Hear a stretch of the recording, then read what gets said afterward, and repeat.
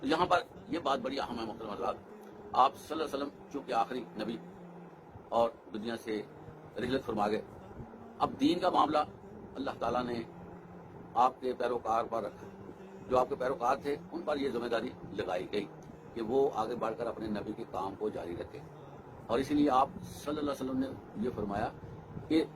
تمہیں میری بابت ایک بات بھی موصول ہو جائے تم اس کو بھی آگے پہنچاؤ، اس لیے یہ ذمہ داری قرار دی گئی کہ میری امت میرے کام کو لے کر آگے بڑھے۔ اسی طرح آپ صلی اللہ علیہ وسلم نے فرمایا طلب العلم فریضۃ علی کل مسلم،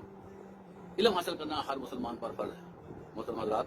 جب علم حاصل کیا جاتا ہے تو پھر اس کا دوسرا تقاضا اس کو آگے منتقل کرنا بھی ہوتا ہے، اس لیے یہ سلسلہ جو آپ صلی اللہ علیہ وسلم سے چلا اس کو آگے بڑھانے کی ضرورت ہے، اس پہ محنت کرنے کی ضرورت ہے۔ آج ہم خود مسلمان ہو کر کلمہ پڑھ لینے کے بعد ہم یہ سمجھ چکے ہیں، ہم نے یہ نتیجہ اخذ کر لیا ہے کہ ہم اب بالکل ایگزیکٹ ہو گئے ہیں، بالکل ٹھیک ہو گئے ہیں، اب ہمیں اس سے اور آگے بڑھنے کی ضرورت نہیں ہے۔